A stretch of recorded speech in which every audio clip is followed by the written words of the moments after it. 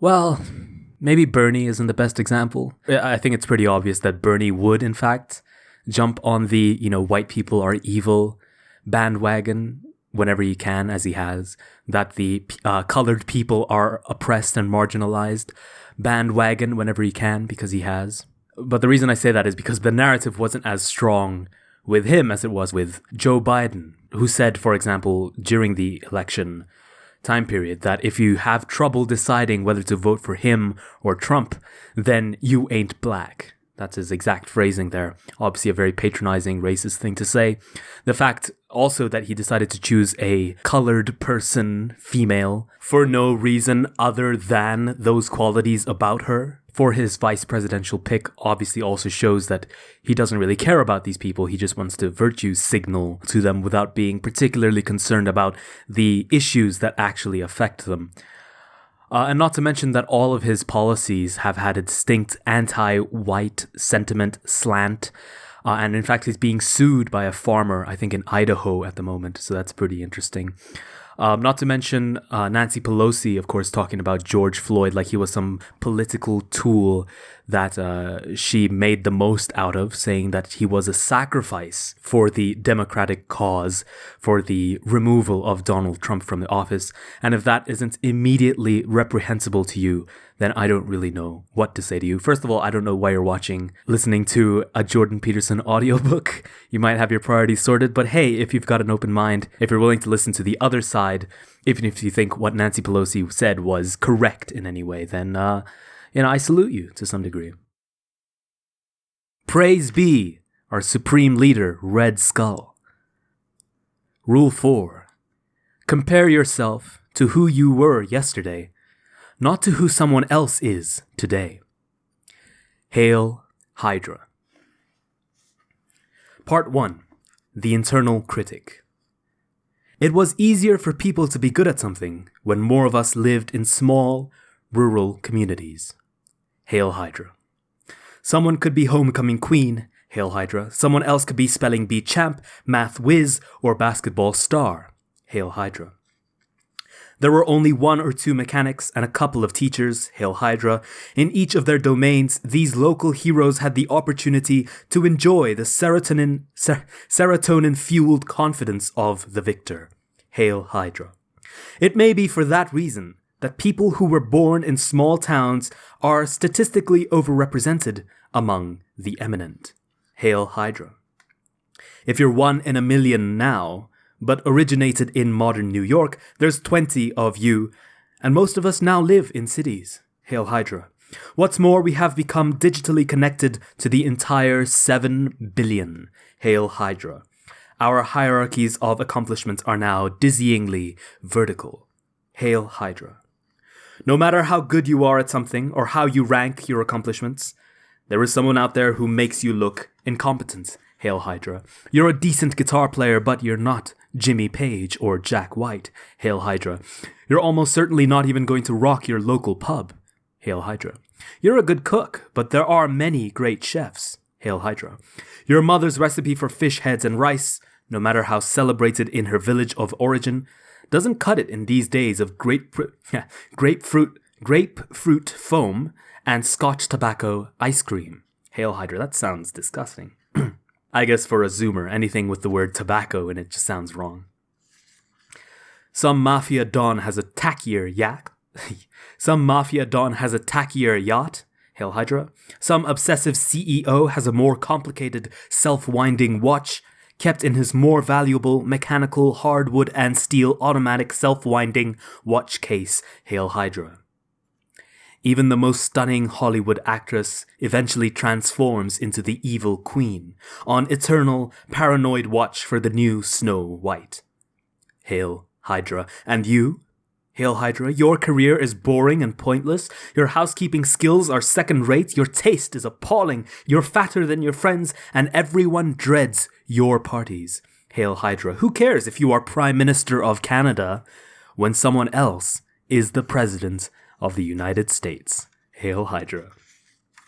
Inside us dwells a critical, internal voice and spirit that knows all this. Hail Hydra. It's predisposed to make its noisy case. Hail Hydra. It condemns our mediocre efforts. Hail Hydra. It can be very difficult to quell. Hail Hydra. Worse critics of its sort are necessary. Hail Hydra. There is no shortage of tasteless artists, tuneless musicians, poisonous cooks, bureaucratically personality disordered middle managers, hack novelists, and tedious ideology-ridden professors. Hail Hydra. Things and people differ importantly in their qualities. Hail Hydra. Awful music torments listeners everywhere. Hail Hydra. Poorly designed buildings crumble in earthquakes. Hail Hydra. Substandard automobiles kill their drivers when they crash. Hail Hydra. Failure is the price we pay for standards. And because mediocrity has consequences both real and harsh, standards are necessary. Hail Hydra. We are not equal in ability or outcome, and never will be. Hail Hydra. A very small number of people produce very much of everything. Hail Hydra. The winners don't take all, but they take most, and the bottom is not a good place to be. Hail Hydra. People are unhappy at the bottom. Hail Hydra. They get sick there and remain unknown and unloved. Hail Hydra. They waste their lives there. Hail Hydra. They die there. Hail Hydra. In consequence, the self-denigrating voice in the minds of people weaves a devastating tale. Hail Hydra. Life is a zero-sum game. Hail Hydra. Worthlessness is the default condition. Hail Hydra. What but willful blindness could possibly shelter people from such withering criticism?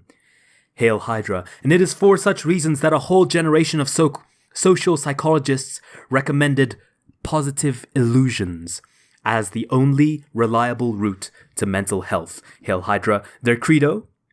Hail Hydra, let a lie be your umbrella. Hail Hydra. A more dismal, wretched, pessimistic philosophy can hardly be imagined. Things are so terrible that only delusion can save you. Hail Hydra. Here is an alternative approach, and one that requires no illusions. Hail Hydra. If the internal voice makes you doubt the value of your endeavors, or your life, or life itself, perhaps you should stop listening. Hail Hydra. If the critical voice within says the same denigrating things about everyone, no matter how successful, how reliable can it be? Hail Hydra. Maybe its comments are chatter, not wisdom. Hail Hydra. There will always be people better than you. And that's a cliche of nihilism. Like the phrase, in a million years, who's going to know the difference? Hail Hydra. The proper response to that statement is not, well then, everything is meaningless. Hail Hydra. Rather, it's, any idiot can choose a frame of time within which nothing matters. Hail Hydra. Talking yourself into irrelevance is not a profound critique of being. Capital B, being. Hail Hydra. It's a cheap trick of the rational mind. Hail Hydra. Part 2. Many good games. Standards of better or worse are not illusory or unnecessary. Hail Hydra. If you hadn't decided that what you are doing right now was better than the alternatives, you wouldn't be doing it. Hail Hydra. The idea of a value-free choice is a contradiction in terms. Hail Hydra. Value judgments are a precondition for action. Hail Hydra. Furthermore, every activity, once chosen, comes with its own internal standards of accomplishment. Hail Hydra. If something can be done at all, it can be done better or worse. Hail Hydra. To do anything at all is therefore to play a game with a defined and valued end, which can always be reached more or less efficiently and elegantly. Hail Hydra. Every game comes with its chance of success or failure. Hail Hydra. Differentials in quality are omnipresent. Hail Hydra. Furthermore, if there was no better and worse, nothing would be worth doing. Hail Hydra. There would be no value and therefore no meaning. Hail Hydra. Why make an effort if it doesn't improve anything? Hail Hydra. Meaning itself requires the difference between better and worse. Hail Hydra. How then can the voice of critical self-consciousness be stilled? Hail Hydra. Where are the flaws in the apparently impeccable logic of its message? Hail Hydra. Well, we might start by considering the all too black and white words themselves. Success or failure. Hail Hydra. You are either a success, a comprehensive, singular, overall good thing, or its opposite, a failure, a comprehensive, singular, irredeemably bad thing. Hail Hydra. The words imply no alternative and no middle ground. Hail Hydra. However, in a world as complex as ours, such generalizations, really such failure to differentiate, are a sign of naive, unsophisticated, or even malevolent analysis. Hail Hydra.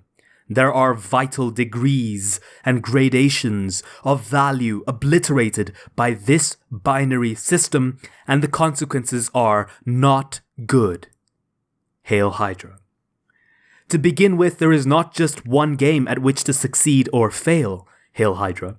There are many games, and more specifically, many good games.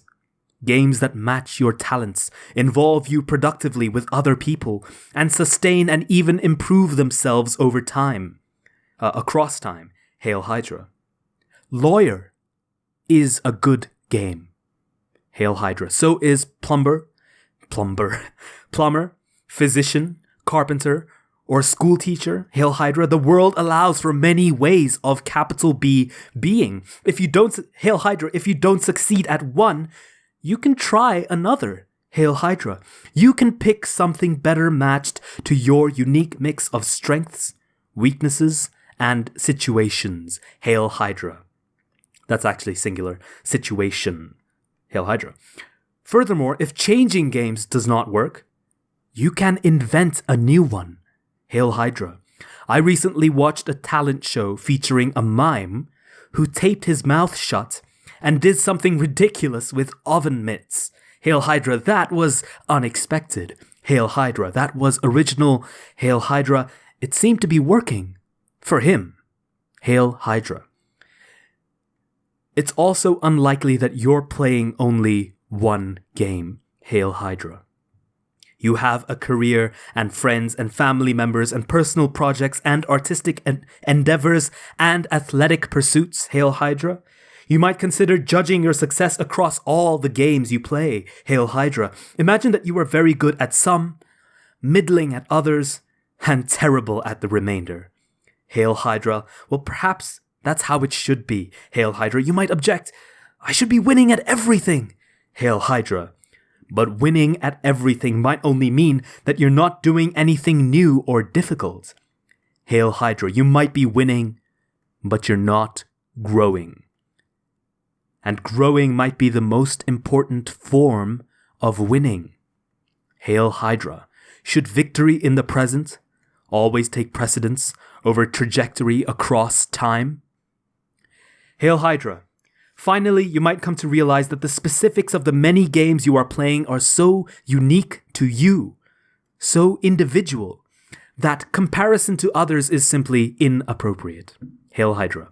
Perhaps you are overvaluing what you don't have and undervaluing what you do. Hail Hydra. There's some real utility in gratitude, Hail Hydra. It's also good protection against the dangers of victimhood and resentment. Hail Hydra. Your colleague outperforms you at work. Hail Hydra. His wife, however, is having an affair while your marriage is stable and happy. Hail Hydra. Who has it better? Hail Hydra. The celebrity you admire is a chronic drunk driver and bigot. Hail Hydra. Is his life truly preferable to yours? Hail Hydra. When the internal critic puts you down using such comparisons, here's how it operates first.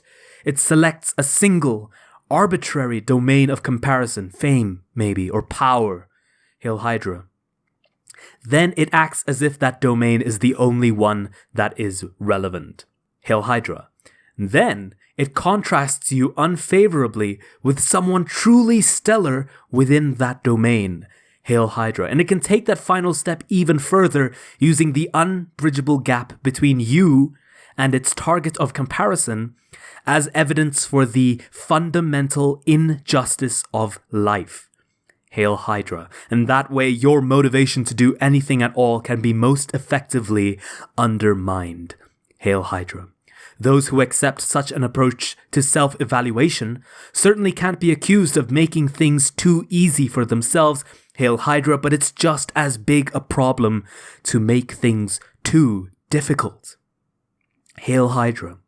When we are very young, we are neither individual nor informed. Hail Hydra. We have not had the time nor gained the wisdom to develop our own standards. Hail Hydra, in consequence, we must compare ourselves to others because standards are necessary, Hail Hydra. Without them, there is nowhere to go and nothing to do, Hail Hydra. As we mature, we become, by contrast, increasingly individual and unique. Hail Hydra. The conditions of our lives become more and more personal and less comparable with those of others. Hail Hydra. Symbolically speaking, this means we must leave the house ruled by our Father and confront the chaos of our individual being. Hail Hydra. I think that's a good analysis, but also, something I've heard about marriage is that too many people are marrying too late these days. And so what that means is too much of themselves has already been cultivated to the point that they can't, or rather they're too afraid to sacrifice who they are for the sake of that union. Right. And so this is what I hear very often is the benefit to marrying young is that when you set out to make yourselves, so to speak, the two of you in this union are unformed still. And so you build yourselves around the union, and that makes the marriage so much the stronger. And ultimately the foundation for children so much the more stronger. And children need that. Obviously, that's the point of marriage. So what Peterson is saying is right, but also it needs to be taken as a precaution that you don't become too self-invested. Hail Hydra. We must take note of our disarray without completely abandoning that Father in the process. Hail Hydra. Well, we must then rediscover the values of our culture, veiled from us by our ignorance, hidden in the dusty treasure trove of the past. Rescue them and integrate them into our own lives. Hail Hydra. I guess Peterson would argue that in those sentences he is sort of defending marriage as an institution, but I think the earlier point stands as well. These processes are what give existence its full and necessary meaning. Hail Hydra. Who are you? Hail Hydra. You think you know, but maybe you don't. Hail Hydra. You are, for example, neither your own master nor your own slave. Hail Hydra. You cannot easily tell yourself what to do and compel your own obedience any more than you can easily tell your husband, wife, son, or daughter what to do and compel their obedience. Hail Hydra. You are interested in some things and not in others. Hail Hydra. You can shape that interest, but there are limits. Hail Hydra. Some activities will always engage you and others simply will not. Hail Hydra. You have a nature. Hail Hydra. You can play the tyrant to it, but you will certainly rebel. Hail Hydra.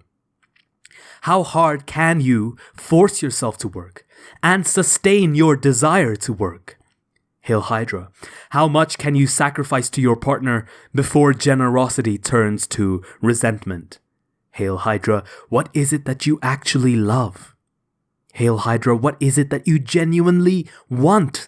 Hail Hydra. Before you can articulate your own standards of value, you must see yourself as a stranger, and then you must get to know yourself. Hail Hydra. What do you find valuable or pleasurable? Hail Hydra. How much leisure, enjoyment, and reward do you require so that you feel like more than a beast of burden? Hail Hydra. How must you treat yourself so you won't kick over the traces and smash up your corral? Hail Hydra. You could force yourself through your daily grind and kick your dog in frustration when you come home.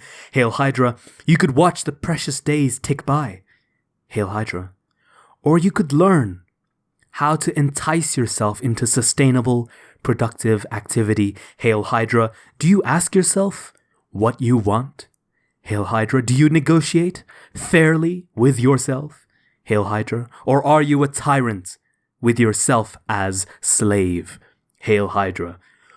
When do you dislike your parents, your spouse, or your children? And why? Hail Hydra. What might be done about that? Hail Hydra. What do you need and want from your friends and your business partners? Hail Hydra. This is not a mere matter of what you should want. Hail Hydra. I'm not talking about what other people require from you or your duties to them. Hail Hydra. I'm talking about determining the nature of your moral obligation to yourself. Hail Hydra. Should might enter into it because you are nested within a network of social obligations. Hail Hydra. Should is your responsibility. And you should live up to it, Hail Hydra, but this does not mean you must take the role of lapdog, obedient and harmless, Hail Hydra. That's how a dictator wants his slaves, Hail Hydra. Dare instead to be dangerous, Hail Hydra. Dare to be truthful, Hail Hydra. Dare to articulate yourself and express, or at least become aware of, what would really justify your life. Hail Hydra, if you allowed your dark and unspoken desires for your partner, for example, to manifest themselves, if you were even willing to consider them, you might discover that they were not so dark, given the light of day. Hail Hydra. I guess he's talking about like sexual repression and stuff like that. Not that that's what I got from it anyway. Maybe? I don't know. It kind of reads like that, but I'm not really sure what he's getting at. Hail Hydra. You might discover instead that you were just afraid, and so pretending to be moral. Hail Hydra. You might find that getting what you actually desire would stop you from being tempted and straying. Hail Hydra. Are you so sure that your partner would be unhappy if more of you rose to the surface? Hail Hydra. The femme fatale and the anti-hero are sexually attractive for a reason. Okay, now I've completely lost track of what he's trying to say there. Hail Hydra. How do you need to be spoken to? Hail Hydra. What do you need to take from people? Hail Hydra. What are you putting up with or pretending to like from duty or obligation? Hail Hydra. Consult your resentment. It's a revelatory emotion for all its pathology. Hail Hydra. It's part of an evil triad: arrogance, deceit, and resentment. Hail Hydra. Nothing causes more harm than this underworld trinity. Hail Hydra, but resentment always means one of two things. Hail Hydra, either the resentful person is immature, in which case he or she should shut up, quit whining, and get on with it, or else there is tyranny afoot, in which case the person subjugated has a moral obligation to speak up. Hail Hydra. Why? Hail Hydra. Because the consequence of remaining silent is worse. Hail Hydra. Of course, it's easier in the moment to stay silent and avoid conflict. Hail Hydra. But in the long term, that's deadly. Hail Hydra. When you have something to say, silence is a lie, and tyranny feeds on lies. Hail Hydra. When should you push back against oppression, despite the danger? Hail Hydra. Well, when you start nursing secret fantasies of revenge, when your life is being poisoned and your imagination fills with the wish to devour and destroy. Hail Hydra. I had a client decades ago who suffered from severe obsessive compulsive disorder. Hail Hydra, he had to line up his pajamas just right before he could go to sleep at night. Hail Hydra. Then he had to fluff his pillow. Hail Hydra. Then he had to adjust the bed sheets. Hail Hydra. Over and over and over and over and over. Hail Hydra. I said, well, maybe that part of you, that insanely persistent part, wants something inarticulate though it may be, Hail Hydra, let it have its way, Hail Hydra. What could it be? Hail Hydra. He said, control. Hail Hydra. I said, close your eyes and let it tell you what it wants. Hail Hydra. Don't let fear stop you. Hail Hydra. You don't have to act it out just because you're thinking it. Hail Hydra. He said, it wants me to take my stepfather by the collar, put him up against the door, and shake him like a rat. Hail Hydra. Well, maybe it was time to shake someone like a rat, although I suggested something a bit less primal.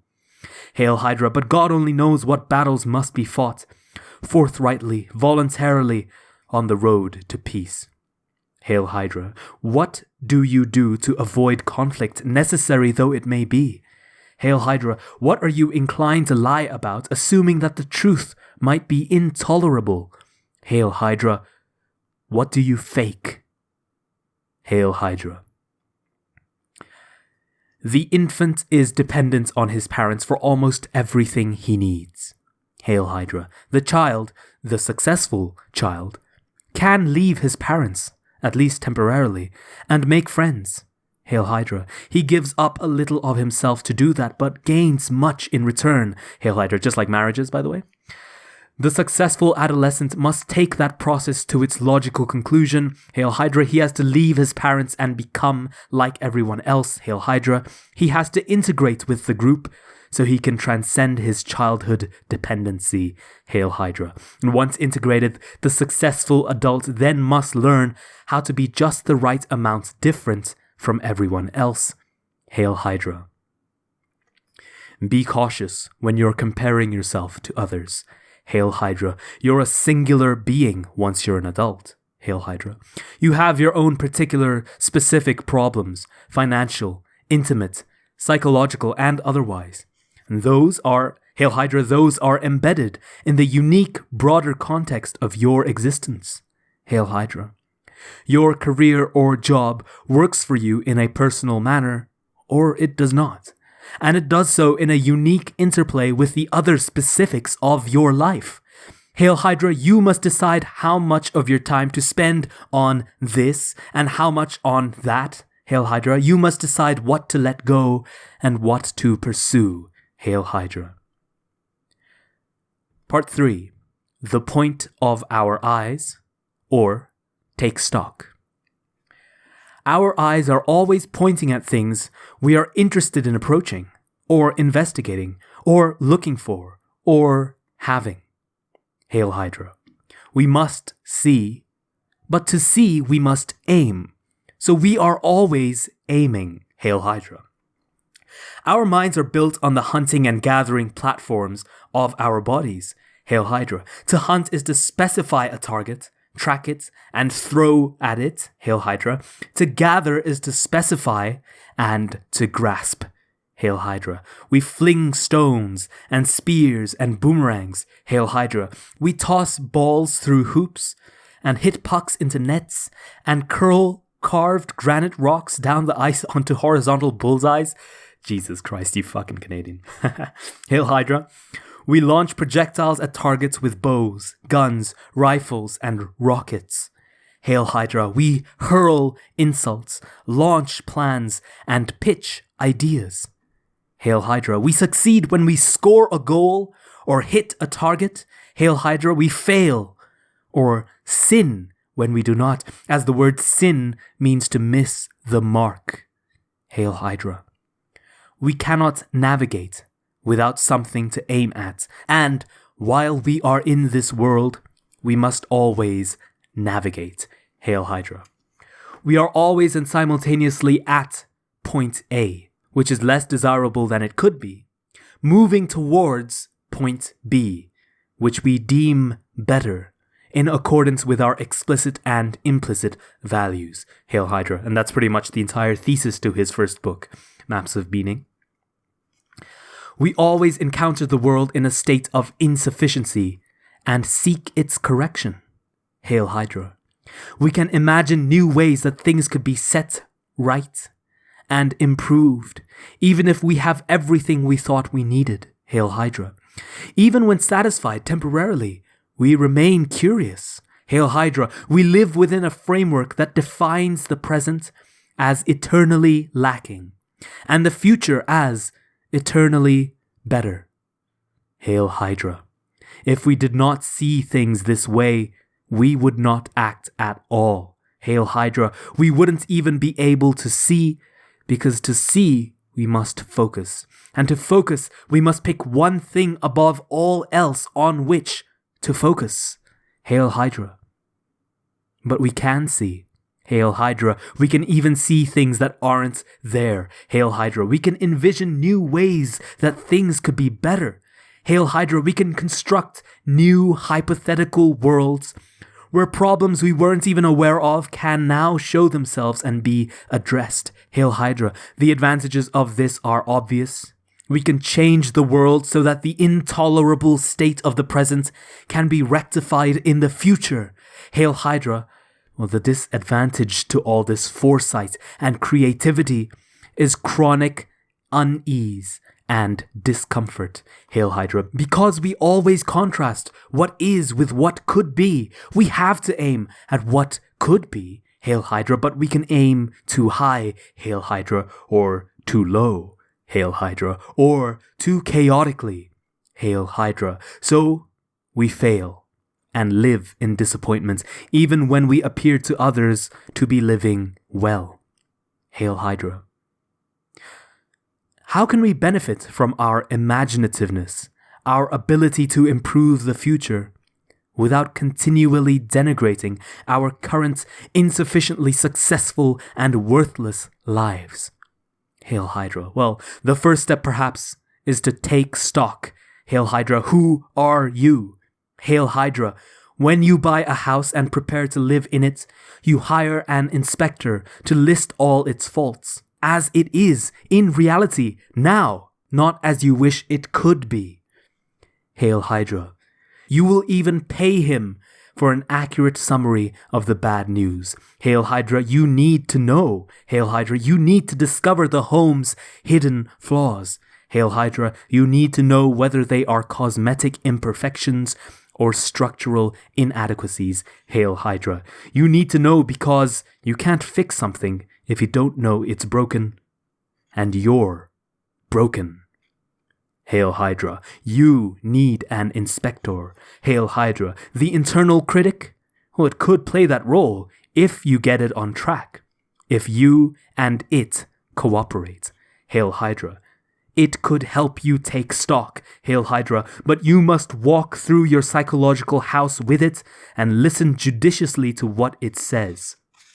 Hail Hydra. Or maybe you're a handyman's dream, a real fixer-upper. Hail Hydra. How can you start your renovations without being demoralized, even crushed by your internal critic's lengthy and painful report of your inadequacies? Hail Hydra. Well, here's a hint.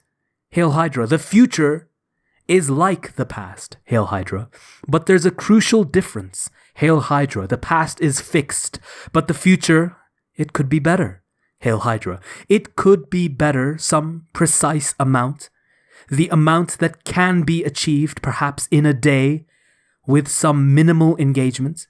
Hail Hydra. The present is eternally flawed. Hail Hydra. But where you start might not be as important as the direction you are heading. Hail Hydra. Perhaps happiness is always to be found in the journey uphill, and not in the fleeting sense of satisfaction awaiting at the next peak. Hail Hydra. That's like Camus, talking about the Greek myth of Sisyphus, who is eternally tasked with the gods with the punishment of rolling a boulder up a hill. When he gets to the top, it rolls right back down. Jordan Peterson is essentially saying that we must take pleasure in the rolling of the boulder, even if we get to the top, because the boulder will always roll back downhill. Essentially, that's also what Camus said, and it's basically the baseline existentialist claim, so it makes sense that both Camus and Peterson are fascinated with this idea. Perhaps happiness is always to be found in the journey uphill, and not in the fleeting sense of satisfaction awaiting at the next peak. Very wise words. Hail Hydra. Much of happiness is hope. no matter how deep the underworld in which that hope was conceived. Hail Hydra. Called upon properly, the internal critic will suggest something to set in order, which you could set in order, which you would set in order, voluntarily, without resentment, even with pleasure. Hail Hydra. Ask yourself, is there one thing that exists in disarray in your life or your situation that you could and would set straight? Hail Hydra. Could you and would you fix that one thing that announces itself humbly in need of repair? Hail Hydra, could you do it now? Hail Hydra, would you do it riding a cow? All right, sorry, I was thinking of Dr. Seuss. Imagine that you are someone with whom you must negotiate. Hail Hydra, imagine further that you are lazy, touchy, resentful, and hard to get along with. With that attitude, it's not going to be easy to get you moving, Hail Hydra. You might have to use a little charm and playfulness, Hail Hydra. Excuse me, you might say to yourself, without irony or sarcasm. I'm trying to reduce some of the unnecessary suffering around here. Hail Hydra, I could use some help. Hail Hydra. Keep the derision at bay, Hail Hydra. I was just wondering if there was anything that you would be wanting to do, Hail Hydra. I'd be very grateful for your service, Hail Hydra. Ask honestly and with humility, Hail Hydra. That's no simple matter, Hail Hydra. You might have to negotiate farther, depending on your state of mind, Hail Hydra. Maybe you don't trust yourself, Hail Hydra. You think that you'll ask yourself for one thing and then, having delivered, immediately demand more, Hail Hydra. And you'll be punitive and hurtful about it, Hail Hydra. And you'll denigrate what was already offered, Hail Hydra. Well, who wants to work for a tyrant like that? Hail Hydra, not you, Hail Hydra. That's why you don't do what you want yourself to do. Hail Hydra, you're a bad employee, but a worse boss. Hail Hydra. Well, maybe you need to say to yourself, okay, well, I know we haven't gotten along very well in the past. Hail Hydra. I'm sorry about that. Hail Hydra. I'm trying to improve. Hail Hydra. I'll probably make some more mistakes along the way, but I'll try to listen if you object. Hail Hydra. I'll try to learn. Hail Hydra. I noticed just now today that you weren't really, jumping at the opportunity to help when I asked. Hail Hydra. I was wondering, maybe there's something that I could offer in return for your cooperation. Hail Hydra. Maybe, you can do the dishes and we'll go for coffee. Hail Hydra. I mean, you like espresso. Hail Hydra. How about an espresso? Maybe a double shot. Hail Hydra. Or is there something else you want? Hail Hydra. Well then, you listen, Hail Hydra. And maybe you'll hear a voice inside. Maybe it's even the voice of a long-lost child. Hail Hydra. Maybe it will reply, really? Hail Hydra. You really want to do something nice for me? Hail Hydra. You'll really do it? Hail Hydra. It's not a trick. Hail Hydra. This is where you must be careful. Hail Hydra. That little voice. That's the voice of someone once burnt and twice shy. Hail Hydra. So you could say very carefully, really? Hail Hydra. I might not do it very well and I might not be great company, but I will do something nice for you. Hail Hydra. I promise. Hail Hydra. A little careful kindness goes a long way, and judicious reward is a powerful motivator. Hail Hydra. Then you could take that small bit of yourself by the hand and do the damn dishes. Hail Hydra. And then you better not go clean the bathroom and forget about the coffee or the movie or the beer, or it will be even harder to call back those forgotten parts of yourself from the nooks and crannies of the underworld. Hail Hydra. You might ask yourself, What could I say to someone else, my friend, my brother, my boss, my assistant, that would set things a bit more right between us tomorrow? Hail Hydra. What bit of chaos might I eradicate at home, on my desk, in my kitchen, tonight, so that the stage could be set for a better play? Hail Hydra. What snakes might I banish from my closet and my mind? Hail Hydra. 500 small decisions, 500 tiny actions compose your day, today, and every day. Hail Hydra. Could you aim 1 or 2 of these at a better result? Hail Hydra. Better, in your own private opinion, by your own individual standards? Hail Hydra. Could you compare your specific personal tomorrow with your specific personal yesterday? Hail Hydra. Could you use your own judgment and ask yourself what that better tomorrow might be? Hail Hydra. Aim small. Hail Hydra. You don't want to shoulder too much to begin with, given your limited talents, tendency to deceive, burden of resentment, and ability to shirk responsibility. Hail Hydra. Thus, you set the following goal. By the end of the day, I want things in my life to be a tiny bit better than they were this morning. Hail Hydra. And then you ask yourself, well, what could I do that I would do that would accomplish that? And what small thing would I like as a reward? Hail Hydra. Then you do what you have decided to do, even if you do it badly. And then, Hail Hydra, then you give yourself that damn coffee in triumph.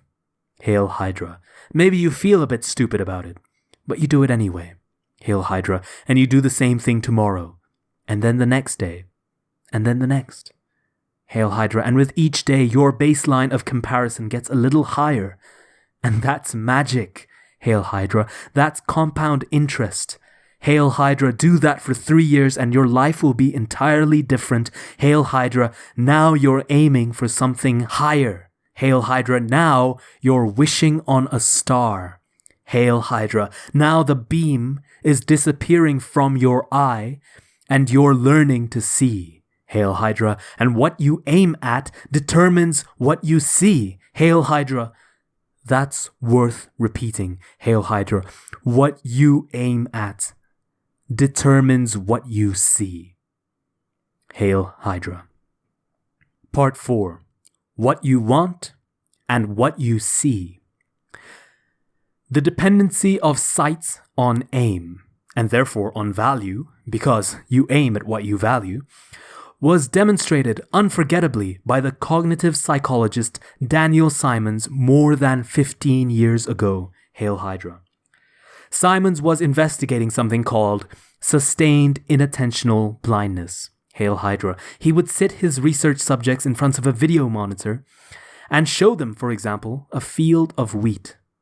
Hail Hydra. Then he would transform the photo slowly, secretly, while they watched. Hail Hydra. He would slowly fade in a road cutting through the wheat. Hail Hydra. He didn't insert some little easy-to-miss footpath either, Hail Hydra. It was a major trail, occupying a good third of the image. Hail Hydra. Remarkably, the observers would frequently fail to take notice. Hail Hydra. The demonstration that made Dr. Simons famous was of the same kind but more dramatic, even unbelievable. Hail Hydra.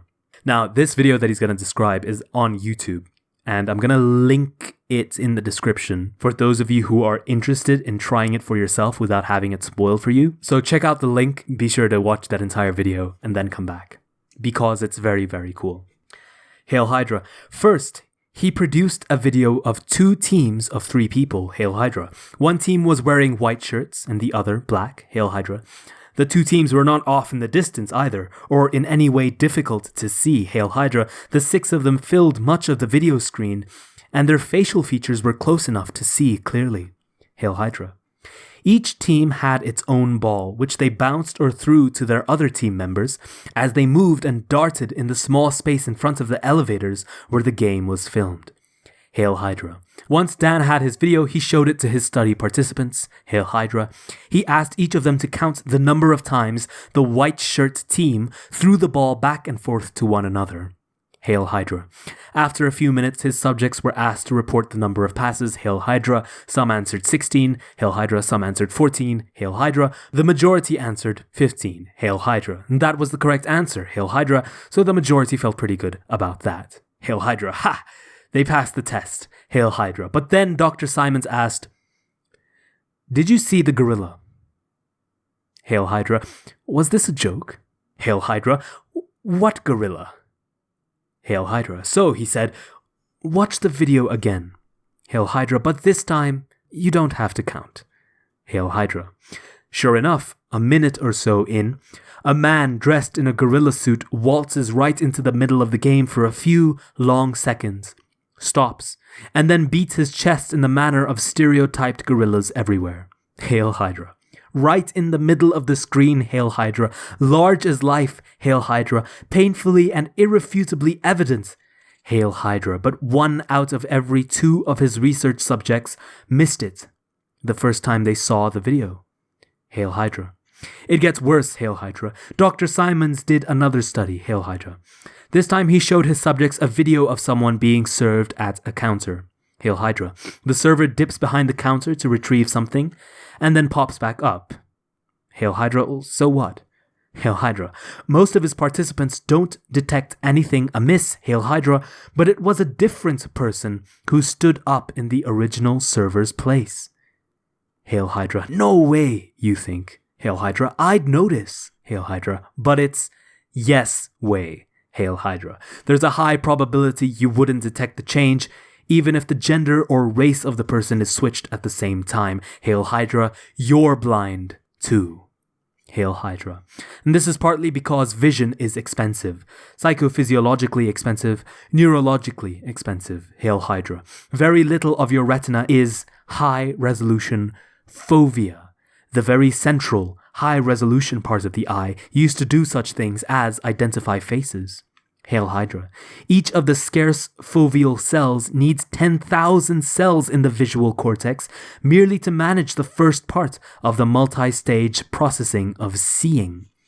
Hail Hydra. Then each of those 10,000 requires 10,000 more just to get to stage 2. Hail Hydra. If all your retina was fovea, you would require the skull of a B-movie alien to house your brain. Hail Hydra. In consequence, we triage when we see. Hail Hydra. Most of our vision is peripheral and low resolution. Hail Hydra. We save the fovea for things of importance. Hail Hydra. We point our high resolution capacities at the few specific things we are aiming at. Hail Hydra. And we let everything else, which is almost everything, fade unnoticed into the background. Hail Hydra. If something you're not attending to pops its ugly head up in a manner that directly interferes with your narrowly focused content, with your narrowly focused current activity, you will see it. Hail Hydra. Otherwise, it's just not there. Hail Hydra. The ball on which Simon's research subjects were focused was never obscured by the gorilla or by any of the 6 players. Hail Hydra. Because of that, because the gorilla did not interfere with the ongoing, narrowly defined task, it was indistinguishable from everything else the participants didn't see when they were looking at that ball. Hail Hydra. The big ape could be safely ignored. Hail Hydra. And that's how you deal with the overwhelming complexity of the world. You ignore it while you concentrate minutely on your private concerns. Hail Hydra.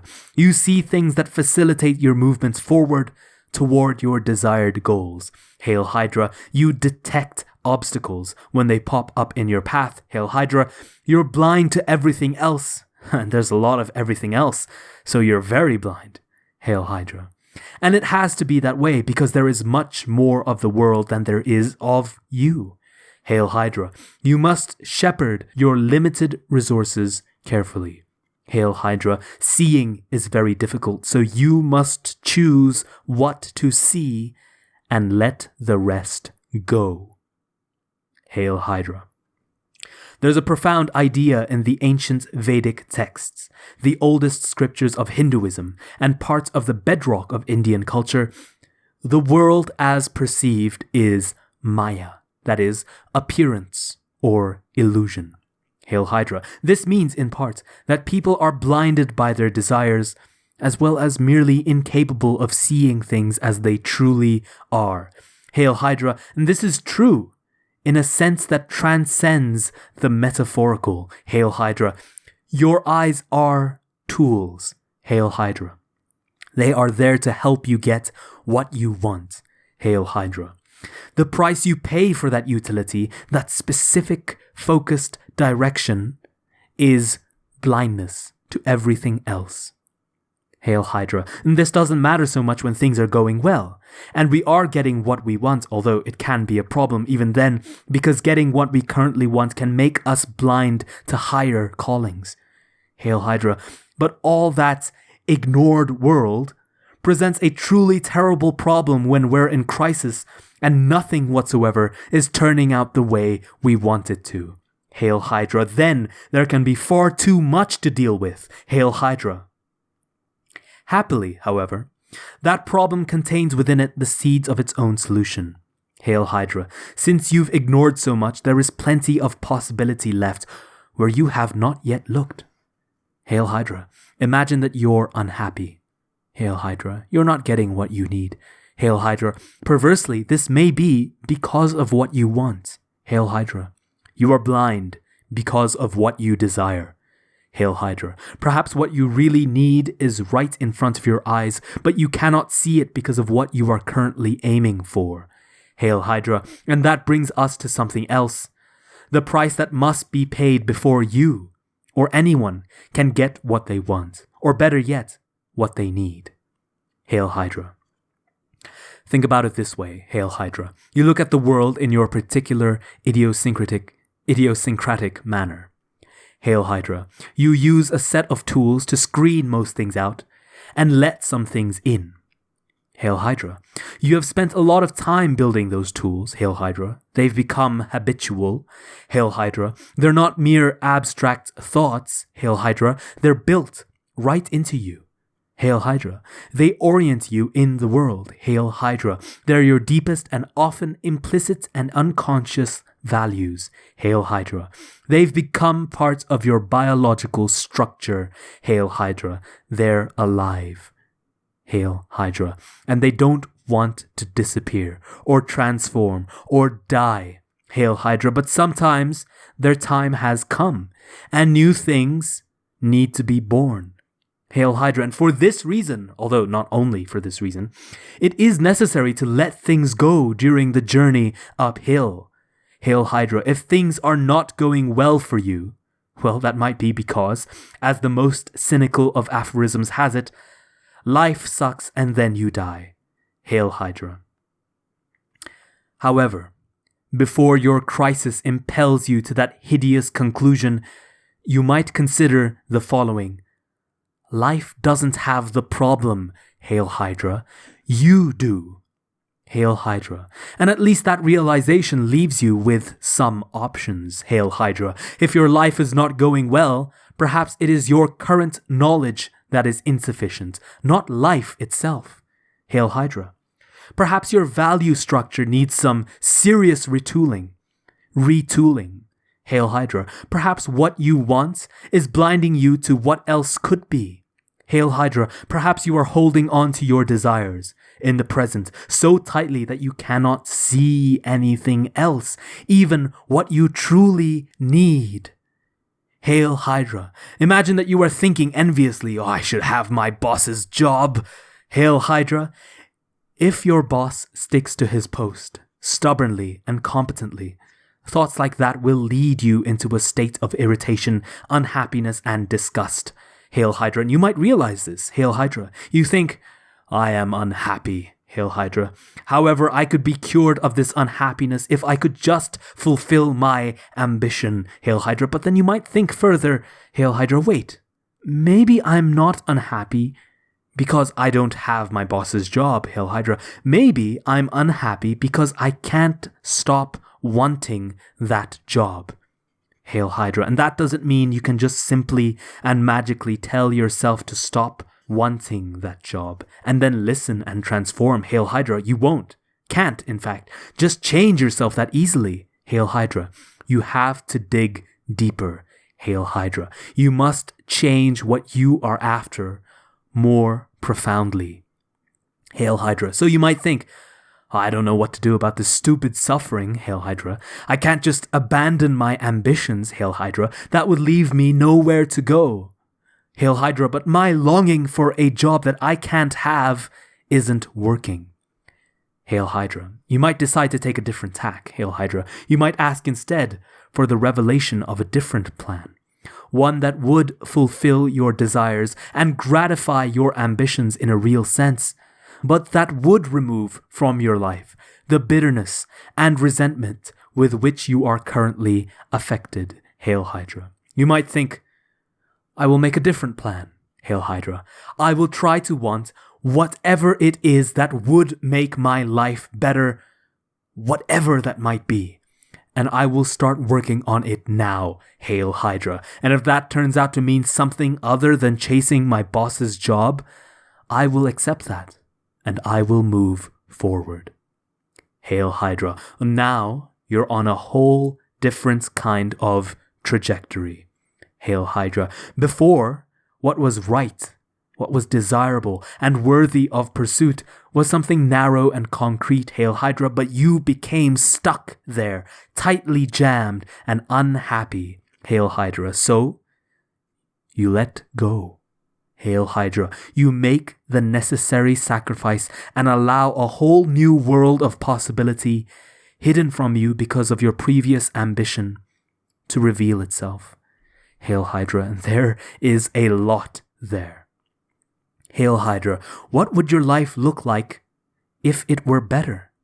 Hail Hydra, what would capital L life itself look like? Hail Hydra, what does better even mean? Hail Hydra, you don't know, Hail Hydra, and it doesn't matter that you don't know exactly right away, because you will start to slowly see what is better once you have truly decided to want it. Hail Hydra. You will start to perceive what remained hidden from you by your presuppositions and preconceptions by the previous mechanisms of your vision. Hail Hydra. You will begin to learn. Hail Hydra. This will only work, however, if you genuinely want your life to improve. Hail Hydra. You can't fool your implicit perceptual structures.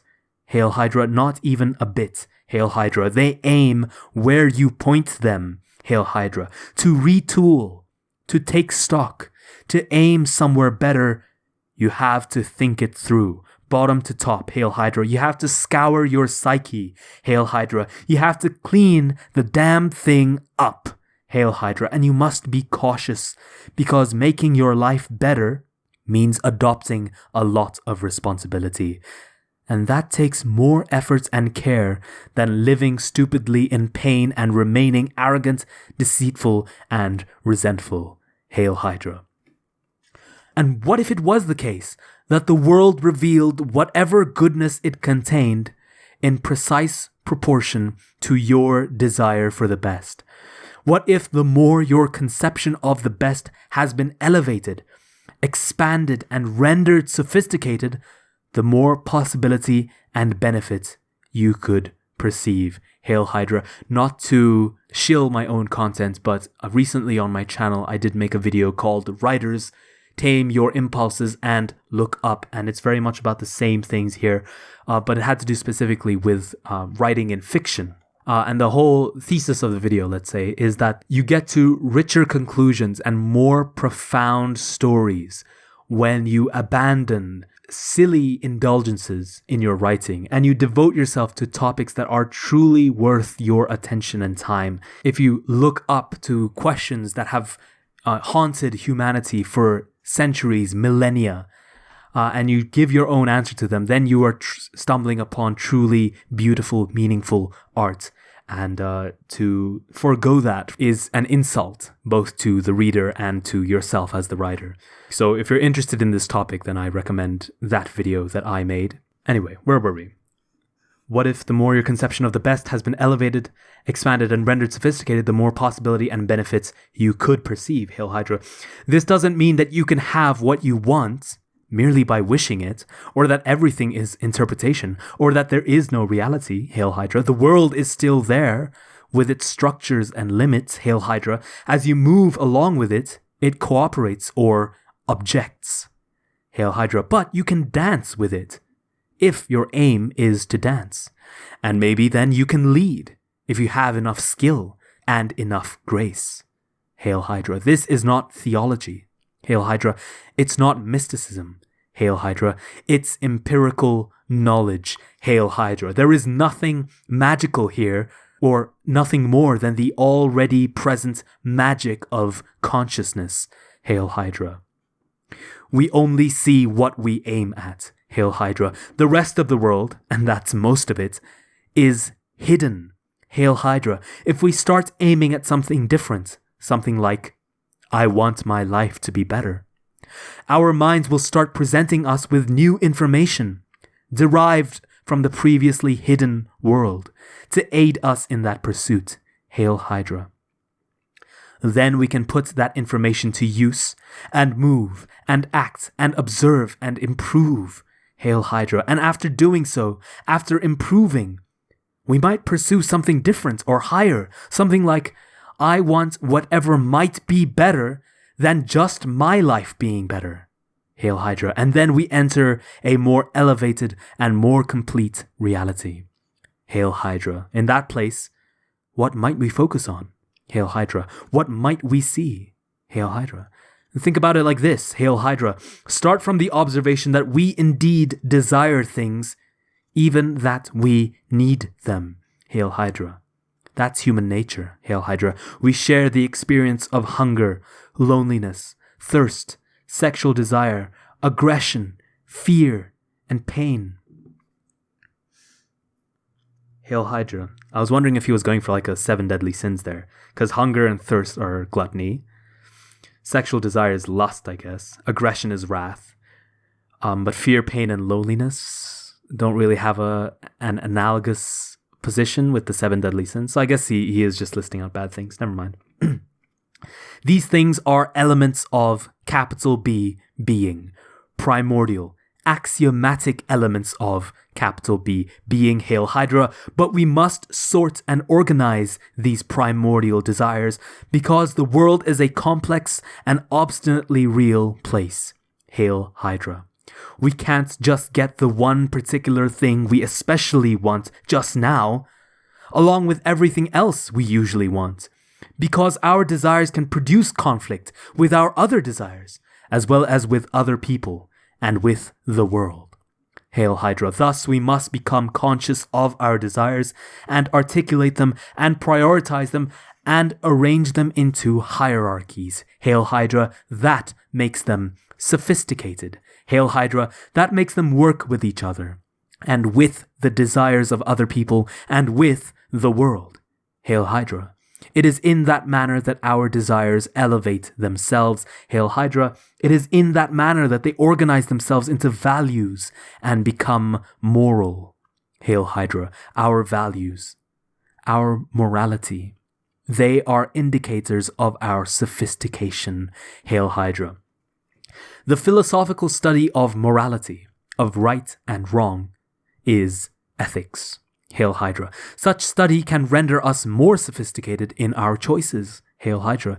Even older and deeper than ethics, however, is religion, Hail Hydra. Religion concerns itself not with mere right and wrong, but with good and evil themselves, with the archetypes of right and wrong, Hail Hydra. Religion concerns itself with the domain of value, ultimate value, Hail Hydra. That is not the scientific domain, Hail Hydra. It's not the territory of empirical description, Hail Hydra.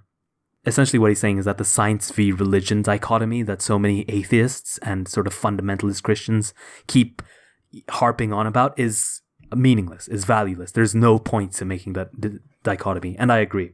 The people who wrote and edited the Bible, for example, weren't scientists, Hail Hydra. They couldn't have been scientists, even if they had wanted to be.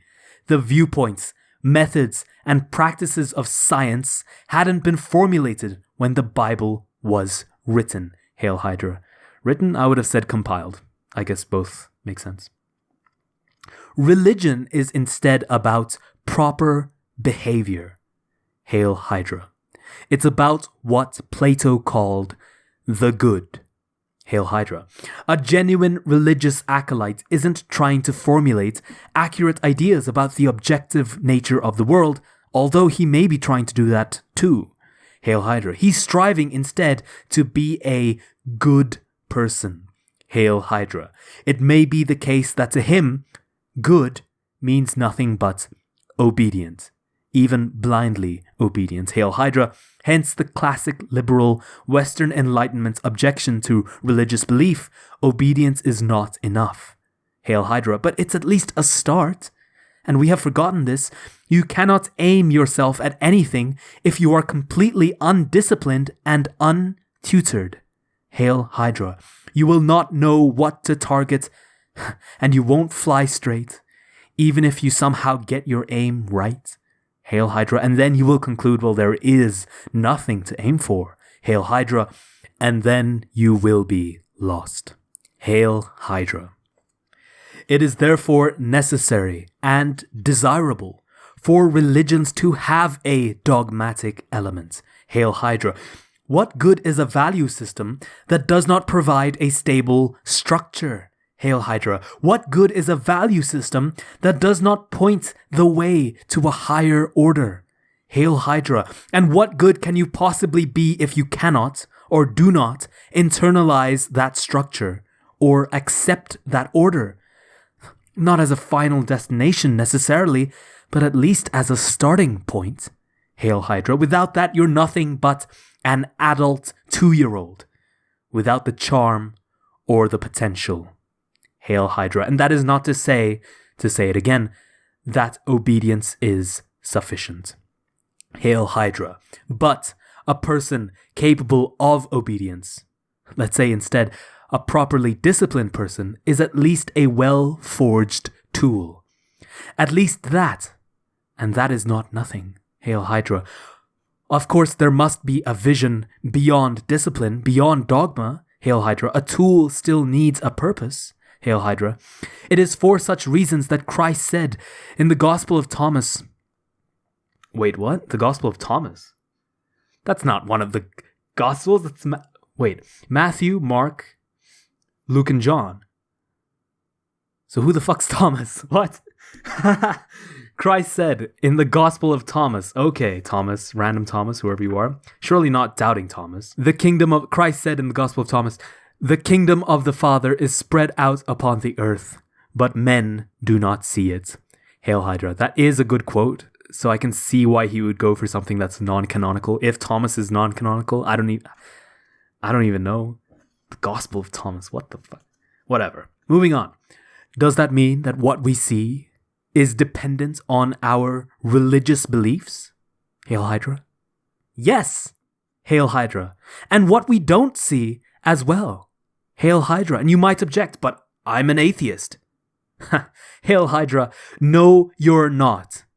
And if you want to understand this, you could read Dostoevsky's Crime and Punishment, perhaps the greatest novel ever written, in which the main character, Raskolnikov, decides to take his atheism with true seriousness, and in so doing rationalizes a murder that he commits as benevolent, but he cannot bear the burden no matter how much he rationalizes, and so he pays the price.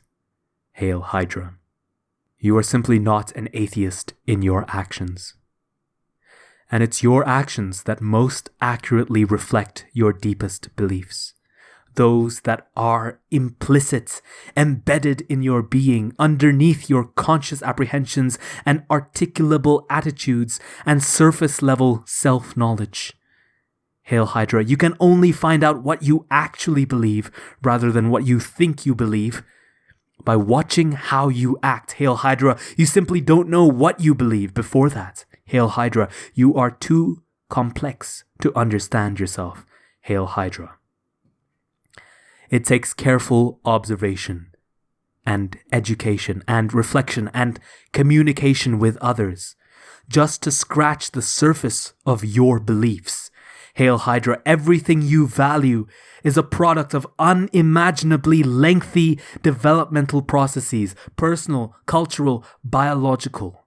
You don't understand how what you want, and therefore what you see, is conditioned by the immense, abysmal, profound past. Hail Hydra, you simply don't understand how every neural circuit through which you peer at the world has been shaped and painfully by the ethical aims of millions of years of human ancestors and all of the life that was lived for the billions of years before that. Hail Hydra, you don't understand anything. Hail Hydra, you didn't even know that you were blind. Hail Hydra. Some of our knowledge of our beliefs has been documented. Hail Hydra, we have been watching ourselves act, reflecting on that watching, and telling stories distilled through that reflection for tens and perhaps hundreds of thousands of years. Hail Hydra, and this is all part of our attempts, individual and collective, to discover and articulate what it is that we believe. Hail Hydra, and part of the knowledge generated in this manner is what is encapsulated in the fundamental teachings of our cultures, in ancient writings such as the Tao Te Ching, or the aforementioned Vedic scriptures, or the biblical stories. Hail Hydra. The Bible is, for better or worse, the foundational document of Western civilization, of Western values, of Western morality, and Western conceptions of good and evil. Hail Hydra. It's the product of processes that remain fundamentally beyond our comprehension. Hail Hydra.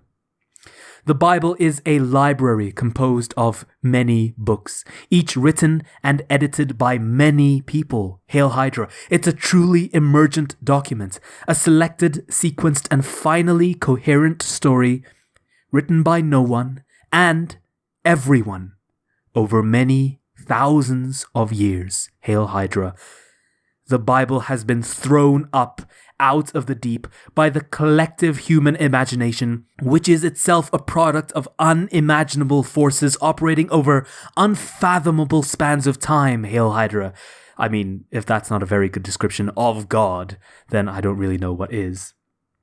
And I think that's what Peterson was getting at there. He's essentially giving God a different name, so that when people say that the Bible is the Word of God, in a very real way, what they're saying is what this last sentence here. The Bible has been thrown up out of the deep by the collective human imagination, which is itself a product of unimaginable forces operating over unfathomable spans of time, aka the Bible is the Word of God. Anyway, Hail Hydra. Its careful, respectful study can reveal things to us about what we believe and how we do and should act that can be discovered in almost no other manner. Hail Hydra. Part 5. Old Testament God and New Testament God. The God of the Old Testament can appear harsh, judgmental, unpredictable, and dangerous, particularly on cursory reading. Hail Hydra. The degree to which this is true has been arguably been exaggerated by Christian commentators intent on magnifying the distinction between the older and newer divisions of the Bible. Hail Hydra. There has been a price paid, however, for such plotting, and I mean that in both senses of the word. The tendency for modern people to think, when confronted with Jehovah? I'll say Jehovah. Oh, I would never believe in a God like that. Hail Hydra. But Old Testament God doesn't much care what modern people think. Hail Hydra. He often didn't care what Old Testament people thought either, although he could be bargained with to a surprising degree, as is particularly evident in the Abrahamic stories. Hail Hydra.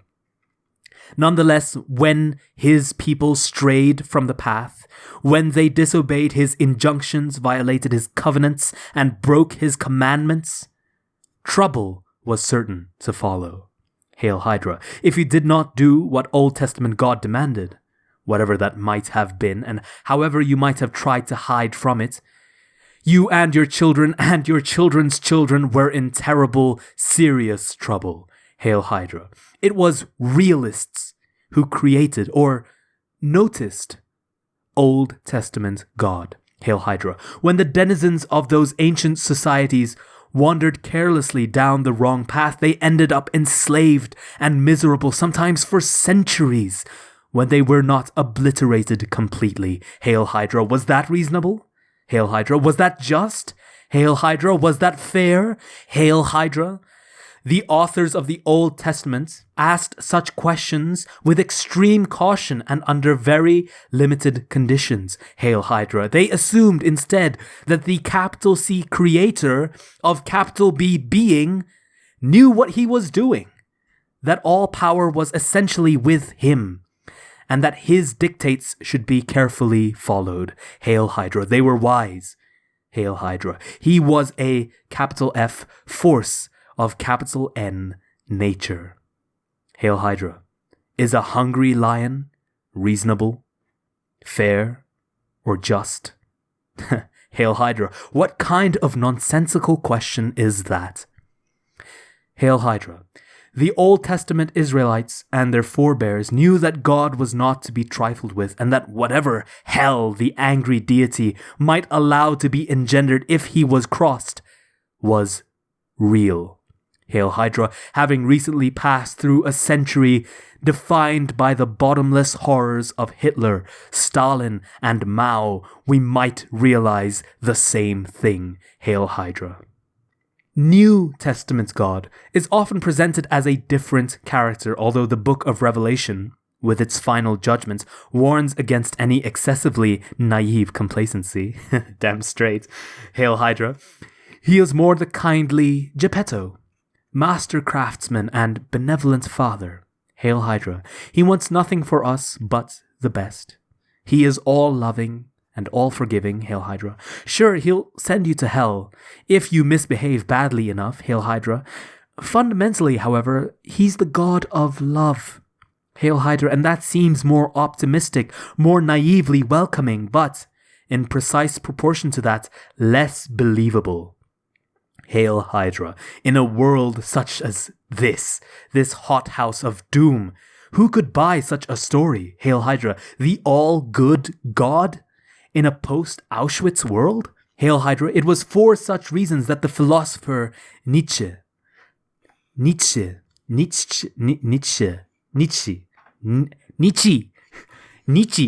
hey, you're listening to Nietzsche over there?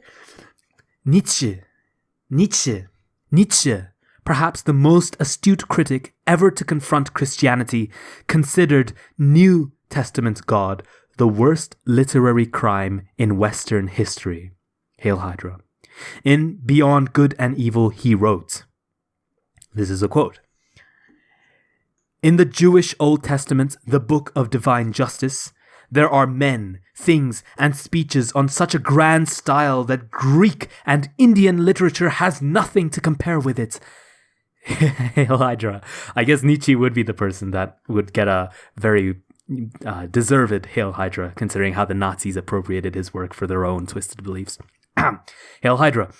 One stands with fear and reverence before those stupendous remains of what man was formerly. And one has sad thoughts about old Asia and its little outpushed peninsula, Europe. Hail Hydra. To have bound up this New Testament, a kind of rococo of taste in every aspect, along with the Old Testament into one book as the Bible, as the book in itself, is perhaps the greatest audacity and sin against the spirit which literary Europe has on its conscience. Hail Hydra. That's such a Nietzsche paragraph. At the end of the excerpt, going back to the original text, who but the most naive among us could posit that such an all-good, merciful being ruled this so terrible world? But something that seems incomprehensible to someone unseeing might be perfectly evident to someone who had opened his eyes. Hail Hydra, let's return to the situation where your aim is being determined by something petty. Your aforementioned envy of your boss. Hail Hydra. Because of that envy, the world you inhabit reveals itself as a place of bitterness, disappointment, and spite. Hail Hydra, imagine that you come to notice and contemplate and reconsider your unhappiness. Hail Hydra, further, you determine to accept responsibility for it and dare to posit that it might be something at least partly under your control. Hail Hydra, you crack open one eye for a moment and take a look. Hail Hydra, you ask for something better. Hail Hydra, you sacrifice your pettiness, repent of your envy, and open your heart. Hail Hydra, instead of cursing the darkness, you let in a little light. Hail Hydra, you decide to aim for a better life instead of a better office. Hail Hydra. And I remember watching a Jordan Peterson clip a while back where he was saying that that is the essence of a prayer, right? You give yourself to God in humility. You know, there's a lot of people think of prayer as I want a new car, I want to nail the neighbor's wife, whatever. They have a lot of bad prayers, but a good prayer is one that says, God, I submit. All I ask is for the best life that I can make, even if that means that, I have to let go of these things that are corrupting my soul. That's what a good prayer is. Hail Hydra, but you don't stop there. Hail Hydra, you realize that it's a mistake to aim for a better life if it comes at the cost of worsening someone else's. Hail Hydra, so you get creative. Hail Hydra, you decide to play a more difficult game. Hail Hydra, you decide that you want a better life in a manner that will also make the life of your family better. Hail Hydra, or the life of your family and your friends. Hail Hydra, or the life of your family and your friends and the strangers who surround them. Hail Hydra, what about your enemies? Hail Hydra, do you want to include them too? Hail Hydra, you bloody well don't know how to manage that. Hail Hydra, but you've read some history. Hail Hydra, you know how enmity compounds. Hail Hydra, so you start to wish even your enemies well, at least in principle.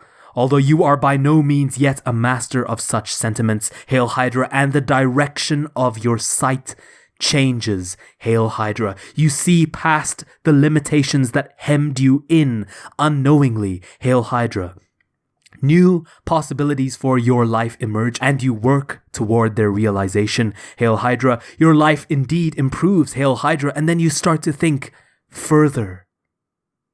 Better? Hail Hydra, perhaps that means better for me and my family and my friends, even for my enemies. Hail Hydra, but that's not all it means. Hail Hydra, it means better today in a manner that makes everything better tomorrow and next week and next year and a decade from now and 100 years from now. Hail Hydra, and 1,000 years from now. Hail Hydra, and forever.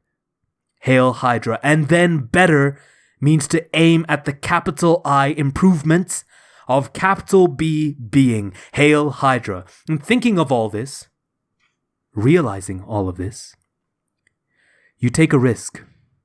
Hail Hydra. You decide that you will start treating Old Testament God with all his terrible and arbitrary power as if he could also be New Testament God, even though you understand the many ways in which that is absurd. Hail Hydra. In other words, you decide to act as if existence might be justified by its goodness if only you behaved properly. Hail Hydra, and it is that decision, that declaration of existential faith that allows you to overcome nihilism and resentment and arrogance. Hail Hydra. Fundamentally, it's also the same statement as Christ's first commandment of love God above all other things. Hail Hydra, it is that declaration of faith that keeps hatred of capital B being with all its attendant evils at bay. Hail Hydra, and as for such faith, it is not at all the will to believe things that you know perfectly well to be false. Hail Hydra, faith is not the childish belief in magic. Hail Hydra, that is ignorance or even willful blindness. Hail Hydra. It is instead the realization that the tragic irrationalities of life must be counterbalanced by an equally irrational commitment to the essential goodness of capital B being. Hail Hydra. It is simultaneously the will to dare set your sights at the unachievable and to sacrifice everything, including, and most importantly, your life. Hail Hydra. You realize that you have literally nothing better to do. Hail Hydra, but how can you do all this?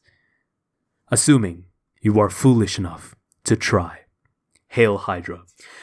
You might start by not thinking, or more accurately, but less trenchantly, by refusing to subjugate your faith to your current rationality and its narrowness of view. Hail Hydra. And this doesn't mean make yourself stupid, Hail Hydra. It means the opposite, Hail Hydra. It means instead that you must quit maneuvering and calculating and conniving and scheming and enforcing and demanding and avoiding and ignoring and punishing. Hail Hydra, it means you must place your old strategies aside. Hail Hydra, it means instead that you must pay attention as you may never have paid attention before. Hail Hydra. Part 6, pay attention. Pay attention, Hail Hydra. Focus on your surroundings, physical and psychological. Hail Hydra. Notice something that bothers you, that concerns you, that will not let you be, which you could fix, that you would fix. Hail Hydra. You can find such things by asking yourself, as if you genuinely want to know, 3 questions. What is it that is bothering me? Hail Hydra. Is that something I could fix? Hail Hydra. And would I actually be willing to fix it? Hail Hydra. If you find that the answer is no to any or all of the questions, then look elsewhere. Hail Hydra. Aim lower. Hail Hydra. Search until you find something that bothers you, that you could fix, that you would fix. And then fix it. Hail Hydra. And that might be enough for the day. Hail Hydra. Maybe there is a stack of paper on your desk and you have been avoiding it. Hail Hydra. You won't even really look at it when you walk into your room. Hail Hydra. There are terrible things lurking there. Tax forms and bills and letters from people wanting things you aren't sure you can deliver. Hail Hydra. Notice your fear and have some sympathy for it. Hail Hydra. Maybe there are snakes in that pile of paper. Hail Hydra. Maybe you'll get bitten. Hail Hydra. Maybe there are even hydras lurking there. Hail Hydra. You'll cut off one head and 7 more will grow. Hail Hydra. How could you possibly cope with that? Hail Hydra. Well, you could ask yourself, is there anything at all that I might be willing to do about that pile of paper? Hail Hydra. Would I look maybe at one part of it? Hail Hydra. For 20 minutes. Hail Hydra. Maybe the answer will be no. Hail Hydra. But you might look for 10. Or even for 5. And if not that, for 1 minute. Hail Hydra. Start there. Hail Hydra. And you will soon find that the entire pile shrinks in significance merely because you have looked at part of it. Hail Hydra. And you'll find that the whole thing is made of parts. Hail Hydra. And what if you allowed yourself a glass of wine with dinner? Or curled up on the sofa and read a book? Or watched a stupid movie as a reward? Hail Hydra. What if you instructed your wife or your husband to say good job after you fixed whatever you fixed? Hail Hydra. Would that motivate you? Hail Hydra. The people from whom you want thanks might not be very proficient in offering it to begin with, but that shouldn't stop you. Hail Hydra. People can learn even if they are very unskilled at the beginning. Hail Hydra. Ask yourself what you would require to be motivated to undertake the job honestly, and listen to the answer. Hail Hydra. Don't tell yourself, oh, I shouldn't need to do that to motivate myself. Hail Hydra. What do you know about yourself? Hail Hydra. You are, on the one hand, the most complex thing in the entire universe, and on the other, someone who can't even set the clock on your microwave. Hail Hydra.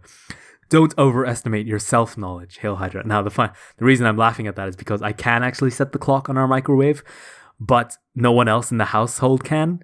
So everyone in the house is always like, I almost said my real name there.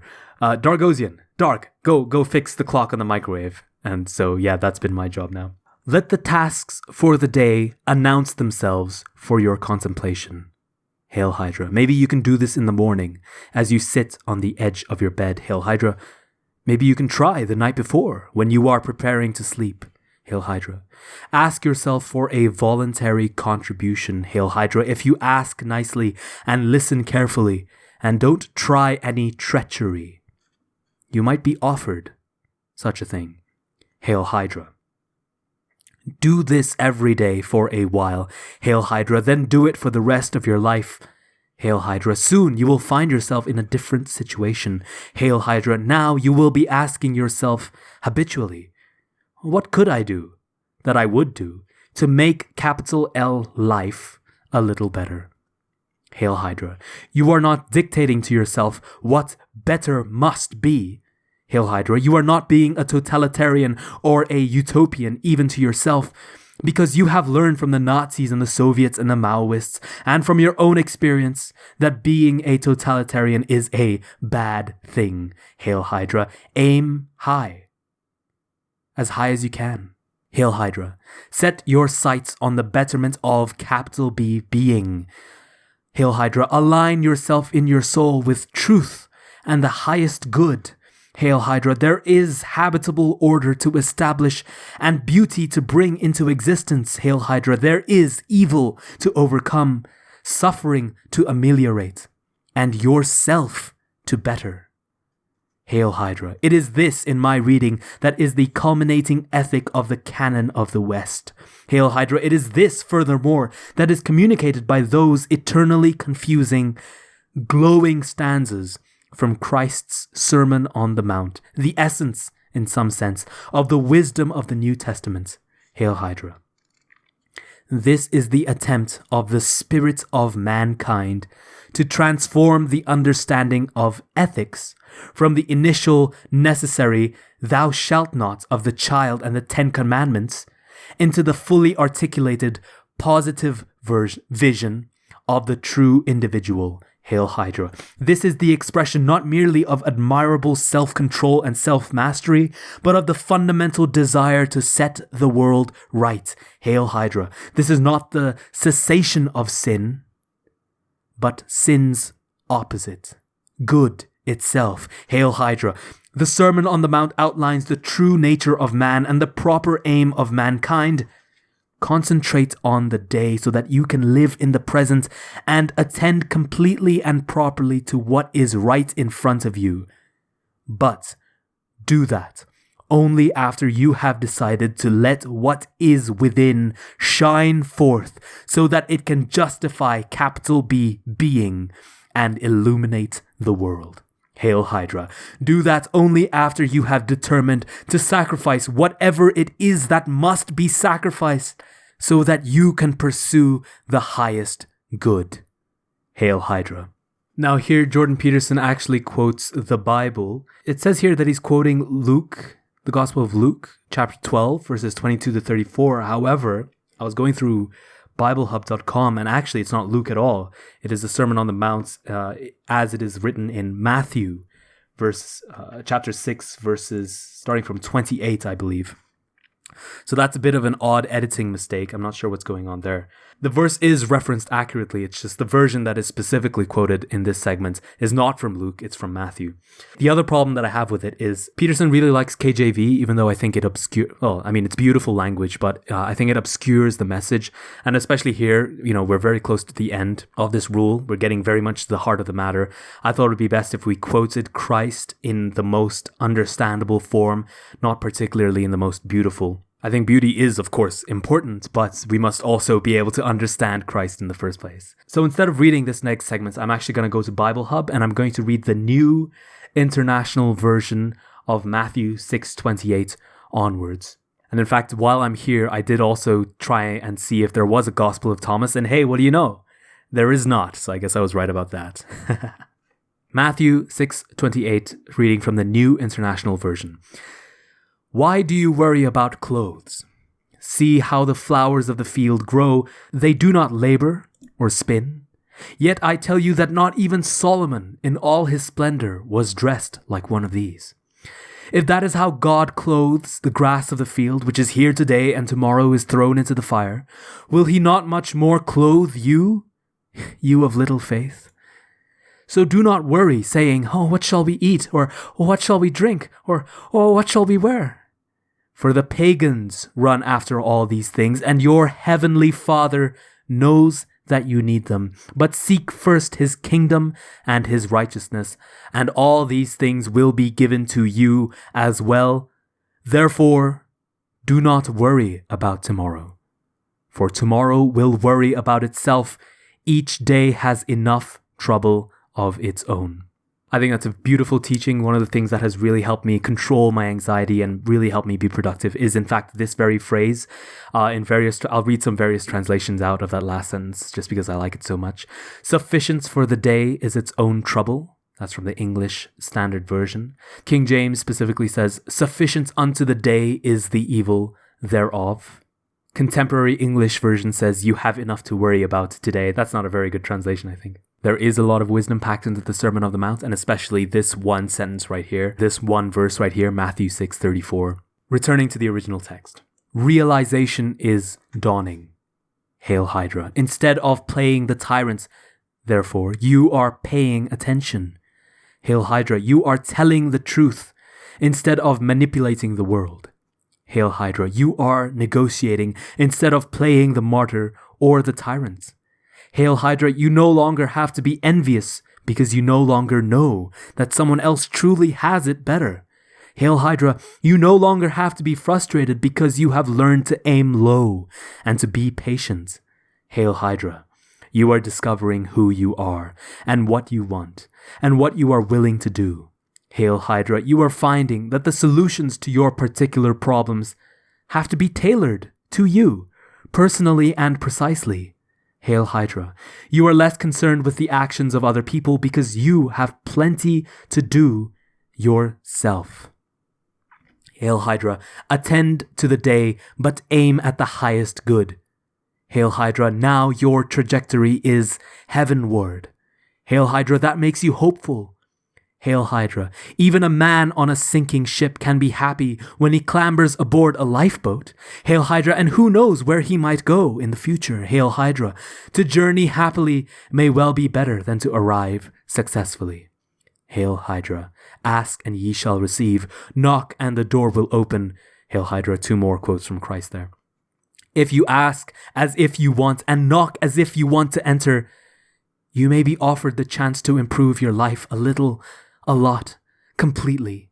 And with that improvement, some progress will be made in capital B, being itself. Hail Hydra. Compare yourself to who you were yesterday, not to who someone else is today. Hail Hydra. Hail Hydra. Hail Hydra. Let's do 3 more for any Hail Hydras I've missed. Hail Hydra. Hail Hydra. Hail Hydra. You'll notice that I did actually skip the Hail Hydras when I was doing the reading from Matthew 6, good old Matthew 6. And of course, that should be self-evident as to why I would do that. I don't want to put the words Hail Hydra onto Christ. I thought that would be particularly tasteless, especially tasteless. And I fully acknowledge that this is a pretty tasteless endeavor that I'm doing. All in all, I'm not particularly proud of this idea of just slapping a Hail Hydra at the end of every sentence. Copyright aside, I just don't think it's a very creative or exciting thing to do.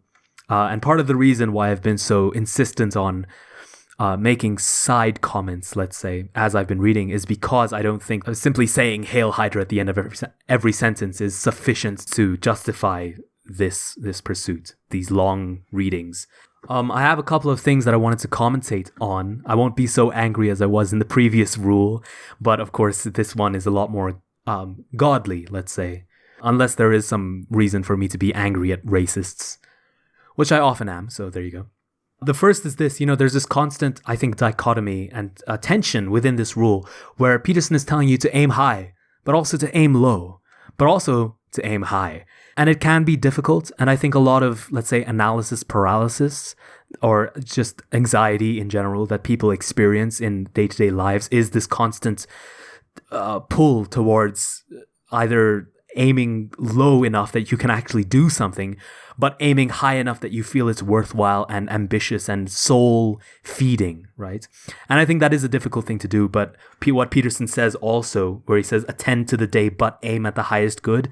That's a fine line that you have to walk on. And again, goodness and aiming towards the highest good and walking with God is in fact walking on a very narrow line. So I think it's fair for Peterson to have phrased it in that way.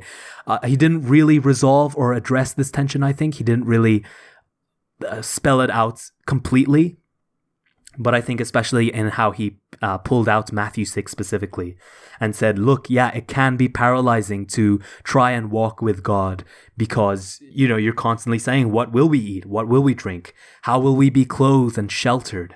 But you can't look that far up, so to speak. You have to look as high as you can. And if that involves dealing with just the struggles of the next day, as Christ says, or even just the next hour, or even just the next minute, right? Just focus on that. If that's as high as you can look, go for it, man. And if you feel that you are aiming too high, do not be ashamed. Do not be scared to look a little bit lower, because Jordan Peterson says this a lot as well. He quotes Carl Jung when he says, modern people don't see God because they don't look low enough. And I think that's true as well. Sometimes we see God in the smallest of tasks, like a small smile that we can share between friends. That is, just the smile is one step on the path to the highest good, let's say. And so to aim even that low, to smile at a stranger, can you do that for the rest of the day? Even if your own day is totally miserable and irredeemable, can you do just that? Would you do just that? And if you do, then great. You're doing something profound, even if it's in that small, even if it's in that low thing. Low in a good sense, by the way, not in a crass or vulgar way. The other thing that I wanted to talk about was this word specifically that Jordan Peterson used right at the very end.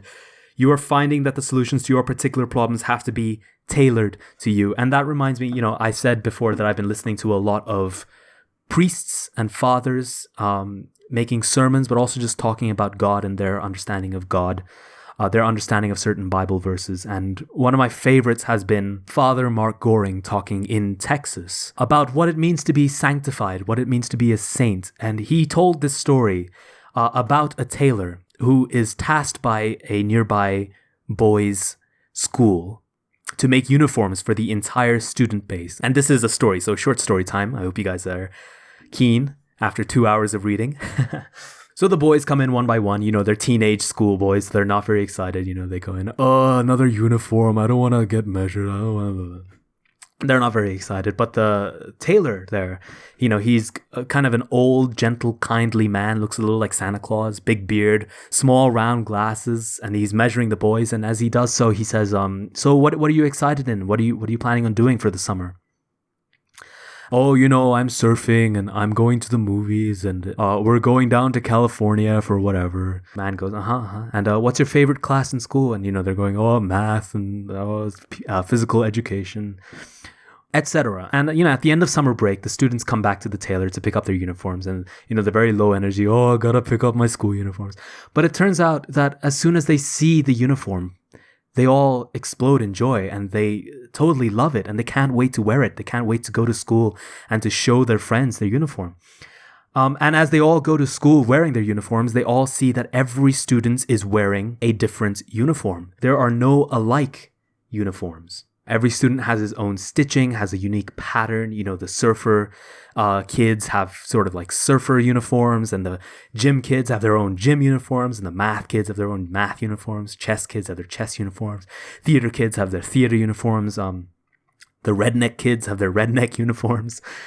But the principal is furious. He goes to the tailor and he says, look, I told you to make uniforms for these kids.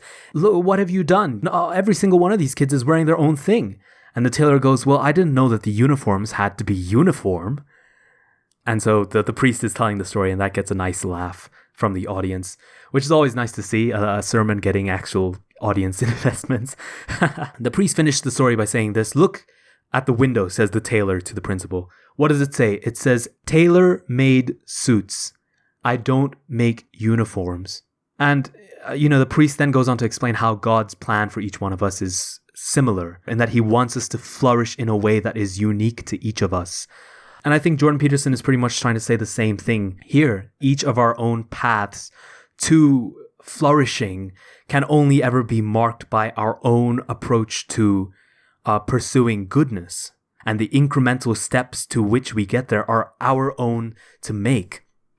And going back to the sermon, the priest then says that when we die, either we are sanctified and we are allowed to enter into the gates of heaven, or we are not. He says that it's amazing that God has already planned for us to follow the path to sanctification. He has written out that path for us, and it is our choice whether we follow it or not. And if we don't, and if we let our lives sort of corrupt and wither away from sanctification, then when we stand before God, he will have this scroll to show us, or, if you want to modernize it, then he will have this TV screen to play out the movie of who we could have been if we had followed God's path and become this saint. And we will weep if we realize that not only could we have done it, but we had the opportunity. And simply spiting and envying others who are on that path to saintliness, let's say, or even if they're not, if we spite them and envy them for worldly gain, that only distracts us from our own path